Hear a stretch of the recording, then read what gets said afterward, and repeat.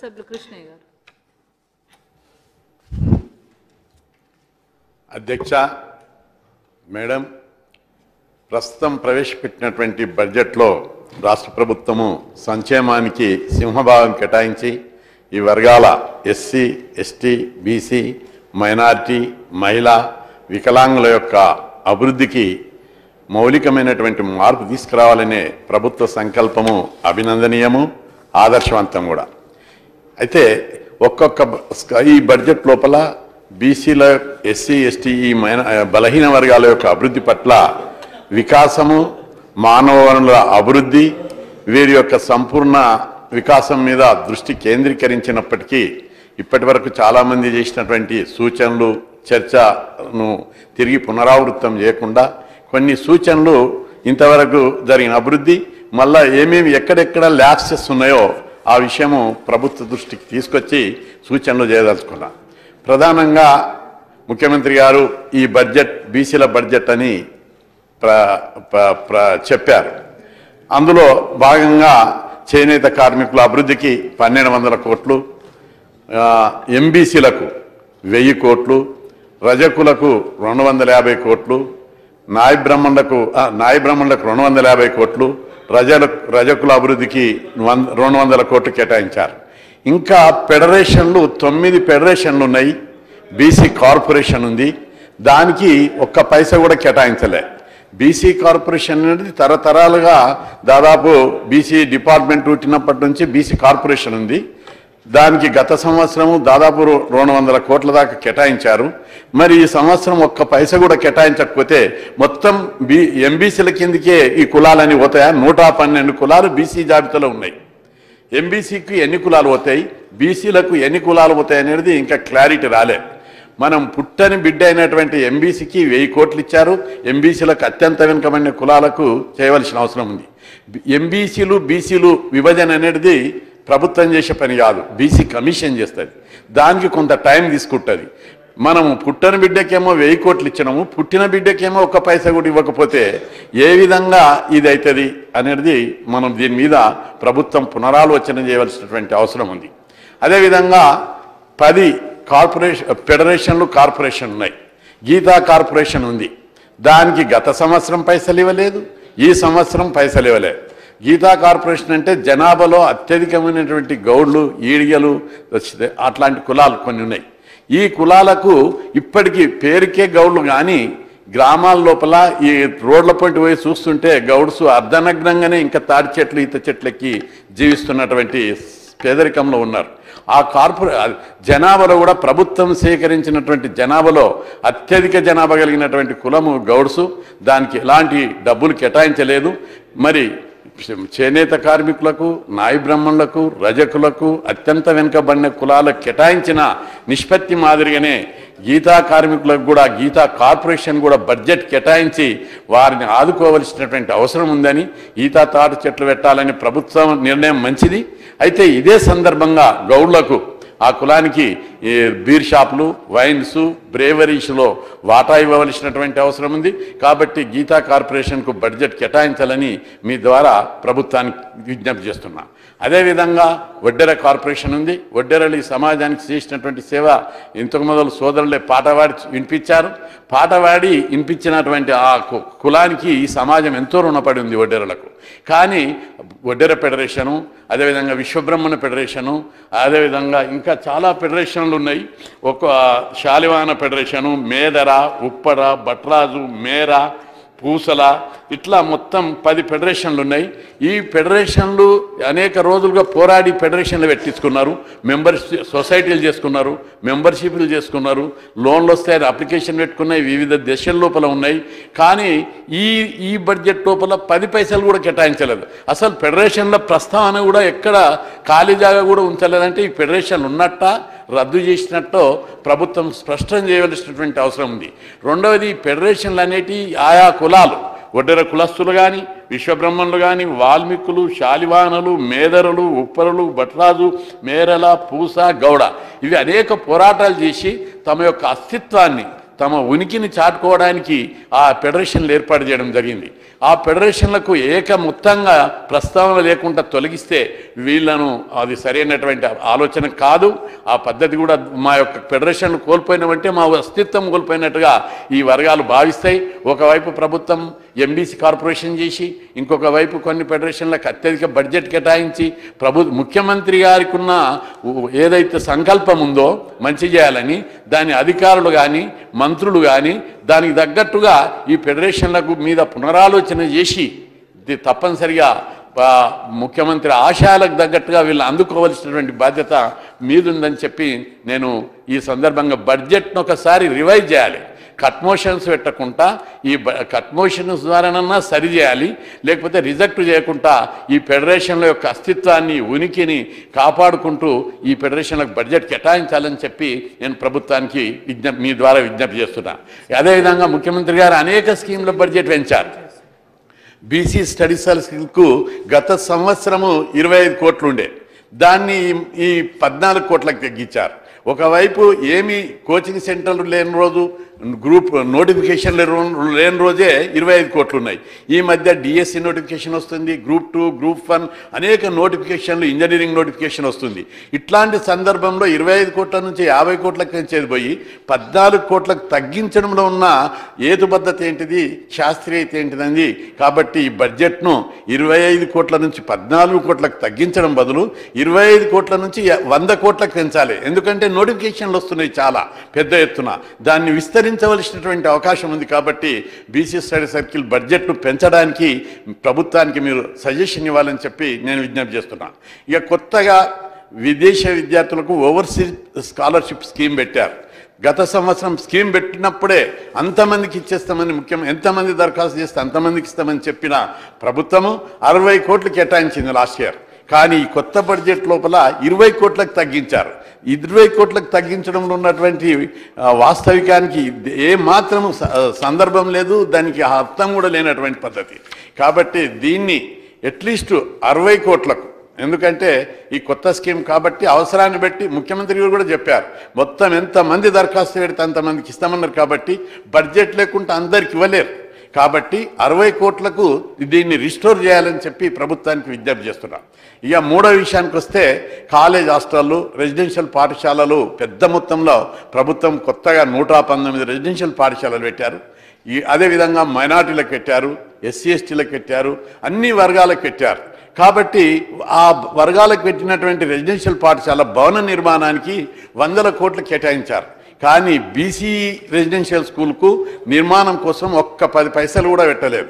కనీసం గతంలో కాలేజ్ హాస్టళ్ల నిర్మాణానికి పెట్టినటువంటి 180 కోట్లు కూడా ఈ బడ్జెట్లో కనిపించడం లేదు. ఎక్కడ అది టైప్ మిస్టేక్ జరిగిందా, ఉద్దేశపూర్వకంగా అధికారులు పక్కకు పెట్టిరా, మరియు ముఖ్యమంత్రి ఉన్నటువంటి సంకల్పాన్ని పసిగట్టి ఇంకా పెంచుకునే బదులు తగ్గించి ఆ స్కీమ్ని ఎత్తేయడం లోపల ఉన్న లోపం ఎక్కడుందని చెప్పి ఒక్కసారి ఆలోచన చేసి కాలేజ్ హాస్టళ్ల భవన నిర్మాణాలకు యథావిధిగా 180 కోట్లు పెడుతూ కొత్తగా స్టార్ట్ అయినటువంటి మంజూరు చేసినటువంటి రెసిడెన్షియల్ పాఠశాల భవన నిర్మాణానికి కూడా బడ్జెట్ ఇతర సామాజిక వర్గాలకు పెట్టిన నిష్పత్తిలో పెట్టాలని చెప్పి నేను మీ ద్వారా ప్రభుత్వానికి విజ్ఞప్తి చేస్తున్నా.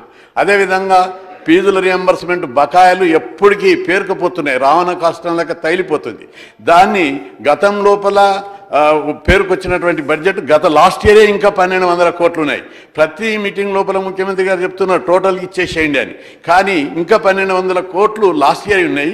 ఈ సంవత్సరం 2000 ఎస్సీ ఎస్టీ బీసీ మైనార్టీలు కలిపి 2200 కోట్లు ఉన్నాయి. అవి ఇవి కలిసి 3400 కోట్లు ఉన్నాయి. బడ్జెట్లో వచ్చే సంవత్సరం దాంట్లో మాత్రము 1980 కోట్లు పెట్టారు. అది వచ్చే సంవత్సరానికి సంబంధించి ఈ బకాయిలకు కూడా ఈ బడ్జెట్లో పెట్టినట్టయితే వన్స్ ఫర్ ఆల్ సెటిల్మెంట్ అవుతుంది. ఎందుకంటే ముఖ్యమంత్రి గారు గొర్రె కాపురులకు 4000 కోట్లు హిస్టారికల్గా పెట్టారు, దాన్ని మేము అభినందిస్తున్నాం. అదే పద్ధతి లోపల మున్నూరు కాపులు, ముదిరాజులు, ఇంకా అనేక కులాలు, అత్యధిక జనాభా కలిగినటువంటి కులాలు ఉన్నాయి. ఆ కులాలన్నింటినీ కూడా డెవలప్ చేయాల్సినటువంటి అవసరం ఉంది. కాబట్టి ఇంకా అత్యంత వెనుకబడిన కులాల్లో చాలామంది 112 కులాలు, వాటికి 1000 కోట్లు ఒక అవసరమైతే ఇంకా వేస్తానని చెప్పి ముఖ్యమంత్రి గారు చెప్పారు. కాబట్టి ఈ కులాలను కూడా పరిగణలోనికి తీసుకొని వారి యొక్క ఆర్థిక విద్యాభివృద్ధికి చేయూతనివ్వవలసినటువంటి అవసరం ఉంది. దీన్ని గుర్తించాలని చెప్పి మీ ద్వారా ప్రభుత్వానికి నేను గుర్తు చేస్తున్నా. అదేవిధంగా అందరికీ మొన్న కూడా చెప్పాను, అన్ని వర్గాలకు ఉద్యోగస్తులకు అందరికీ 42% అడిగితే 44% ఇచ్చారు ముఖ్యమంత్రి. అందుకు హర్షిస్తున్నారు, ప్రజలందరూ సంతోషంగా ఉన్నారు. ఏ ఒక్క ఎంప్లాయీ కానీ ఏ ఒక్క వర్గం కానీ పెంచుకున్న వాళ్ళు అందరూ ఉన్నారు. తెలంగాణ కానుకగా ప్రతి ఒక్కరికి లాభపడ్డారు. కానీ లాభపడింది ఎవరన్నా మిగిలిపోయినారంటే ఎస్సీ ఎస్టీ బీసీ మైనార్టీ విద్యార్థుల యొక్క స్కాలర్షిప్లు పెంచలేదు, హాస్టల్ విద్యార్థుల యొక్క మెచ్చార్జీలు పెంచలేదు. దీన్ని ఈ బడ్జెట్లో పెంచాలనుకున్నాం. 3 ఏళ్ళు అయింది, 4వ సంవత్సరం బడ్జెట్లనన్నా పెంచుతుండ్రని మేము ఎంతో ఎక్స్పెక్ట్ చేశాం. సన్నబియ్యం ఇచ్చారు, సన్నబియ్యం తింటున్నారు. కానీ ఆ సన్నబియ్యంలో ఏమిటిది, నీళ్ళ లాంటి చారు తింటున్నారు. రోజు గుడ్లు ఉండే గతం లోపల, గత ప్రభుత్వంతో పోరాడి రోజు గుడ్లు, పండ్లు, పాలు, పెరుగు పెట్టించుకోవాలి మెను లోపల. ఈ మధ్య కాలంలో ధరలు పెరిగినాయి, కూరగాయల ధరలు పెరిగినాయి, నిత్యావసరాల ధరలు పెరగడం మూలంగా రోజుచ్చే గుడ్డు ఆల్టర్నేటివ్ అయిపోయింది. రోజుచ్చే పండ్లను తీసేసారు, పెరుగును మజ్జిగ చేసేసారు, పాలల్లో నీళ్లు కలిపి వస్తున్నారు. ఈ విధంగా ధరలు పెరిగినందువల్ల విద్యార్థులకు నాసిరకమైనటువంటి ఫుడ్ ఇస్తుండ్రు. మంచి ఫుడ్ వస్తుందని, తెలంగాణ వస్తే ఇంకా మంచి ఫుడ్ వస్తుందని చెప్పి భావిస్తున్నటువంటి సమయం లోపల అందరూ సంతోషంగా ఉన్నటువంటి సమయంలో హాస్టల్ పిల్లలు అందరూ అంటున్నారు, మేమేం పాపం చేసినాము, మాకెందుకు పెంచడం లేదన్నటువంటి దీన స్థితి లోపల వాళ్ళు అడుగుతున్నారు. కాబట్టి ఈ బడ్జెట్ లోపల ఈ ల్యాబ్స్ ఉన్నది. కాబట్టి ఈ బడ్జెట్లో ఈ ఎస్సీ ఎస్టీ బీసీ మైనార్టీ హాస్టళ్ళ యొక్క స్కాలర్షిప్లను, కాలేజీ విద్యార్థుల యొక్క స్కాలర్షిప్లను పెంచితే వాళ్ళు కూడా హ్యాపీగా ఉంటారని చెప్పి మీ ద్వారా ప్రభుత్వానికి నేను విజ్ఞప్తి చేస్తున్నా. మరి అన్ని డిపార్ట్మెంట్లలో ఎంప్లాయీస్ అందరూ ఖాళీ పోస్ట్ అన్ని భర్తీ చేస్తూ పంపుతున్నారు, ఏపీపీఎస్సీకి పంపుతున్నారు. వేరియస్ రీజన్స్ ద్వారా ఎలక్ట్రిసిటీ డిపార్ట్మెంట్లో అన్నిట్లో ఫిలప్ చేస్తున్నారు. కానీ ఒక్కొక్క వార్డను 3 హాస్టల్ ఇన్ఛార్జిగా ఉన్నాడు. ఒక హాస్టల్కు ఒక వార్డను నడపడమే కష్టం. అదేవిధంగా చాలా హాస్టళ్లలో వర్కర్లు లేరు. 200 మంది విద్యార్థులు ఉంటే 2 వర్కర్లు ఉన్నారు. అది కూడా college, engineering, medicine, MBA, MCA, pharmacy చదివేటటువంటి విద్యార్థులకు 200 మంది కాలేజ్ విద్యార్థులకు ఒక వర్కరు 2 వర్కర్ తిండి చేసి పెట్టాలంటే సరైనటువంటిది కాదు. కాబట్టి దీని వర్కర్లను, వార్డన్లను టోటల్ పోస్టులు నింపేటటువంటి విధంగా కూడా ప్రభుత్వం చర్యలు తీసుకోవాలి. ఆ దిశగా ప్రభుత్వం ఆలోచన చేసి పూర్తి పోస్టులు భర్తీ చేయాలని చెప్పి ఈ ప్రభుత్వానికి నేను మీ ద్వారా విజ్ఞప్తి చేస్తున్నా. అదేవిధంగా మరి ముఖ్యంగా ఒక్కొక్క డిపార్ట్మెంట్ తీసుకున్నట్టయితే ఎస్సీ వెల్ఫేర్ డిపార్ట్మెంట్ లోపల ప్రభుత్వం ఎస్సీ సప్లాన్ ఉంది అనేక. అదేవిధంగా ముఖ్యమంత్రి గారు కూడా నేను కొత్త బిల్లు కూడా పెట్టారు. ఆ వర్గాల యొక్క అభివృద్ధికి వ్యవసాయ, పారిశ్రామిక, ఇతర రంగాల యొక్క విజనరీ అక్కడ కనిపిస్తుంది స్పష్టంగా. అయితే ఇదే సందర్భంగా ఎస్సీ వెల్ఫేర్ 3 ఎకరాల భూమిది ఏదైతుందో దాన్ని మరింత వేగవంతం చేయవలసినటువంటి అవసరం ఉంది. ఇప్పటికీ ప్రభుత్వము చేయాలనే సంకల్పంతో ముందుకు పోతుంది. 6 లక్షల నుంచి 7 లక్షలు పెట్టైనా ఎకరకు ఇంత పైసలు పెట్టి కొనడం నిజంగా ప్రశంసనీయం. ఇదే సందర్భంలో ఒక్కసారి మనం భూమి కొనిస్తే ఆ కుటుంబం పర్మనెంట్గా డెవలప్ అవుతుంది. కాబట్టి దీని మీద మరింత శ్రద్ధ పెట్టి ఆ స్కీమ్ను ఇంకా స్పీడ్ పెంచాలని చెప్పి ప్రభుత్వానికి నేను విజ్ఞప్తి చేస్తున్నా. అదేవిధంగా ఎస్సీ కార్పొరేషన్ ద్వారా ఇచ్చే లోన్లు చాలా నడక నడుస్తున్నాయి. బడ్జెట్ ఉంది, ఎవ్రీథింగ్ ఉంది, కేంద్ర ప్రభుత్వం ఇస్తుంది, రాష్ట్ర ప్రభుత్వం ఇస్తుంది. కానీ లోన్లు మాత్రం గ్రౌండ్ కావడం లేదు. కాబట్టి దాని లోపల ప్రత్యేక శ్రద్ధ తీసుకొని ఎస్సీ లోన్ల విషయం లోపల మరింత శ్రద్ధ తీసుకోవాలి. అదేవిధంగా ఎస్సీ హాస్టల్, కాలేజ్ హాస్టల్ ఉన్నాయి, హై స్కూల్ హాస్టళ్ళు ఓకే బాగానే ఉన్నాయి, అన్ని సదుపాయాలు ఉన్నాయి. రెసిడెన్షియల్ స్కూళ్ళు కూడా చాలా పర్ఫెక్ట్గా నడుస్తున్నాయి. కానీ కాలేజ్ హాస్టళ్లలో సిబ్బంది లేరు, వార్డన్ లేరు, వర్కర్లు లేరు. దీని విషయం మీద ఈ 2 లేకపోవడం వల్ల ఫుడ్ పెట్టడం లేదు. ఫుడ్ పెట్టడానికి అంగీకరించి ప్రభుత్వం గ్రీన్ ఛానల్లో కూడా పెట్టింది. ఆ విషయంలో చొరవ తీసుకుంది ప్రభుత్వం. కానీ వర్కర్లు, వార్డన్లు లేకపోవడం వల్ల వాళ్ళు ఇబ్బంది పడుతుంది. వాళ్ళ అమౌంట్లకేలే వర్కర్ల సాలరీ ఇవ్వడం వల్ల ఇబ్బంది పడుతున్నారు. కాబట్టి మంత్రి గారు దాని మీద శ్రద్ధ తీసుకొని వర్కర్ పోస్టులు మంజూరు చేసి, వార్డన్ పోస్టులు మంజూరు చేసి కాలేజ్ హాస్టళ్లను ఒక స్ట్రెంథెన్ చేయవలసిన అవసరం ఉంది.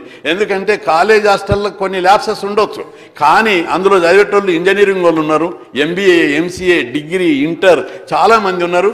ఆ ఎస్సీ హాస్టళ్లను మనం స్ట్రెంథెన్ చేయవలసినటువంటి అవసరం ఉందని చెప్పి ప్రభుత్వానికి నేను మీ ద్వారా విజ్ఞప్తి చేస్తున్నా. కాలేజీ హాస్టళ్లను స్ట్రెంథెన్ చేయకపోతే మరింత మానవ వనరులను అభివృద్ధి చేయాలనే ప్రభుత్వ ఆశయం ఏదైతుందో అన్ని మన సోదరులైనటువంటి ఎస్సీ సోదరులకు మనం కాలేజ్ హాస్టల్లో మంచి ఫుడ్ మంచి అకామిడేషన్ పెట్టినట్టయితే ఎంతో బాగుంటుంది. బిల్డింగ్లు కట్టడంతో పాటు సౌకర్యాలు కల్పించి ఈ చిన్న చిన్న వాటిని సరిదిద్దాలని నేను విజ్ఞప్తి చేస్తున్నా. ఇక ఎస్టీ విషయానికి వచ్చినట్టయితే ప్రభుత్వము ఈ జనాభా నిష్పత్తిలో ఎస్టీలకు రిజర్వేషన్లు పెంచితే రాజ్యాంగపరమైన న్యాయపరమైన చట్టపరమైనటువంటి ఎలాంటి అవరోధాలు లేవు. రాజ్యాంగంలోనే ఉంది ఎస్సీ ఎస్టీలకు జనాభా ప్రకారం రిజర్వేషన్లు పెంచాలని. కాబట్టి తెలంగాణ వచ్చిన తర్వాత తెలంగాణ లోపల ఎస్టీ జనాభా 9.8 ఉన్నట్టు ప్రభుత్వ లెక్కలు గణాంకాలు తెలుపుతున్నాయి. కాబట్టి 10% ఇప్పుడు ఎస్టీలకు 6% రిజర్వేషన్లు ఉన్నాయి. 10%కు పెంచితే చట్టపరమైన న్యాయపరమైన ఎలాంటి అవరోధాలు లేవు. కాబట్టి ప్రభుత్వం ఆ దిశగా చర్యలు తీసుకోవాలి. ఇప్పటికే 3 ఏళ్ళు గడిచిపోయినాయి. కాబట్టి ప్రభుత్వం ఆ దిశగా తీసుకొని ఎస్టీ రిజర్వేషన్లను 10% పెంచాలి. దాని మీద లీగల్ డిస్ప్యూట్స్ రావు, ప్రజల నుంచి ఎట్లాంటి అవరోధాలు లేవు, ఏది కూడా లేదు. కాబట్టి ఆ దిశగా తీసుకోవాలని చెప్పి నేను విజ్ఞప్తి చేస్తున్నా. ఎస్సీ ఎస్టీల్లో బ్యాక్లాగ్ పోస్టులు కూడా చాలా ఉన్నాయి. వివిధ డిపార్ట్మెంట్లలో ప్రభుత్వ రంగ సంస్థల్లో వాటి మీద కూడా ఒక్కసారి లెక్కలు చేసి డిపార్ట్మెంట్ పరంగా ఒక ఉన్నత స్థాయి సమావేశం ఏర్పాటు చేసి ఎస్సీ ఎస్టీ బ్యాక్లాగ్ పోస్టులు ఎన్ని ఉన్నాయో ఆ పోస్టులన్నీ భర్తీ చేయడానికి చర్యలు తీసుకోవాలి. ఆ దిశగా ప్రభుత్వం తీసుకున్నట్టయితే ఇంకా చాలా పోస్టులు భర్తీ చేయడానికి అవకాశం ఉంటుందని చెప్పి మీ ద్వారా ప్రభుత్వానికి విజ్ఞప్తి చేస్తున్నా. అదేవిధంగా మహిళా సంక్షేమానికి వచ్చినట్టయితే మహిళలకు కేంద్ర రాష్ట్ర ప్రభుత్వాలు అనేక స్కీమ్లు పెట్టి అనేకం చేసినప్పటికీ ఇంకా మహిళల యొక్క వాటా వాళ్ళకు తగ్గట్టు లభించలేదు. ప్రధానంగా మహిళల యొక్క అభివృద్ధి కోసం ఆశా వర్కర్లు ప్రతి గ్రామంలో ఉన్నారు. అందరికీ జీతాలు పెరిగినాయి, అందరికీ ఉద్యోగ భద్రత వస్తుంది డే బై డే. కానీ ఆశా వర్కర్ల జీతాలు 40,000 మంది ఆశా వర్కర్లు ఉన్నారు. వాళ్ళ జీతము లేదా వాళ్ళకు సెక్యూరిటీ లేదు. కాబట్టి వాళ్ళ యొక్క జీతం ఫిక్స్ చేసి ఇతర ఎంప్లాయీస్కి ఏ విధంగా అయితే మినిమం సాలరీ ఇస్తున్నామో ఆశా వర్కర్లు ఏదో టైంపాస్ కూడా లేదు, వాళ్ళు ఫుల్ టైం వర్క్ చేస్తున్నారు. గ్రామంలో ప్రతి ఇంటిని టచ్ చేస్తున్నారు. ప్రతి ఇంటికి పోయి బాలింతలకు, రెండవది గర్భవతులకు, చిన్నపిల్లలకు ఆరోగ్యపరమైనటువంటి సకల సౌకర్యాలను సమకూరుస్తున్నారు. ప్రతి ఇంటింటికి పోయి గైడ్ లైన్స్ కూడా చెప్తున్నారు. వాళ్ళ యొక్క సేవలు అనివార్యము, ఆవశ్యకత కూడా ఉన్నది. కాబట్టి ప్రభుత్వం ఆశా వర్కర్ల యొక్క జీతాలను పెంచుతూ ఆశా వర్కర్లకు ఉద్యోగ భద్రత కల్పిస్తూ ఒక విధానపరమైన నిర్ణయం తీసుకోవాలని చెప్పి నేను విజ్ఞప్తి చేస్తున్నా. అదేవిధంగా మహిళా వెల్ఫేర్ డిపార్ట్మెంట్ నుంచి కొన్ని హాస్టల్ ఉన్నాయి, అక్కడ ఒకటి జిల్లాకు ఒకటి చొప్పున ఉన్నాయి. ఆర్ఫనేజెస్ కూడా అక్కడ ఒకటి ఉన్నాయి. ఇంకా ఆ డిపార్ట్మెంట్ పరంగా మహిళా డిపార్ట్మెంట్ పరంగా, ఎందుకంటే మహిళా శాఖ ద్వారా మనము హాస్టళ్లను ఆర్ఫనేజ్ చేసినట్టయితే కేంద్ర ప్రభుత్వం నుంచి ప్రత్యేక గ్రాంట్లు వస్తాయి, రాష్ట్ర ప్రభుత్వం మీద కూడా భారం తగ్గుతుంది. కాబట్టి మహిళా డిపార్ట్మెంట్ ద్వారా కాలేజ్ హాస్టళ్ళు, ఆర్ఫనేజెస్ ఏర్పాటు చేయడానికి మరిన్ని ఏర్పాటు చేసినట్టయితే మహిళలకు భద్రత ఉంటుంది, మరింత పటిష్టంగా పరిపాలన కొనసాగించడానికి అమలు చేయడానికి ఉపయోగపడుతుంది. కాబట్టి ఆ దిశగా మహిళా డిపార్ట్మెంట్ ద్వారా చేయాలని చెప్పి మీ ద్వారా ప్రభుత్వానికి విజ్ఞప్తి చేస్తున్నా. ఇక వికలాంగుల శాఖను తీసుకున్నట్టయితే వికలాంగులకు యొక్క బ్యాక్లాగ్ పోస్టులు చాలా డిపార్ట్మెంట్లు అట్లాగే పేర్కొని పోయినాయి.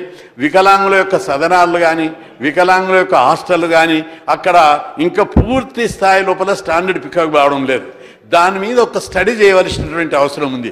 వికలాంగులకు ఎలాంటి సదుపాయాలు కల్పించాలి, ఎలాంటి స్టెప్స్ తీసుకోవాలి, వాళ్ళకు అసిస్టెంట్లు కావాలి, అందులకు అసిస్టెంట్లు కావాలి, వికలాంగులకు అసిస్టెంట్లు కావాలి, వాళ్ళకి ఎట్లాంటి ఫుడ్ సౌకర్యాలు, సొంత భవనాలు, ఈ దిశగా ప్రభుత్వం వాళ్ళ మీద ఒకసారి ఒక ఆలోచన పెట్టి వాళ్ళకు పూర్తి సౌకర్యాలు కల్పిస్తే బాగుంటుంది.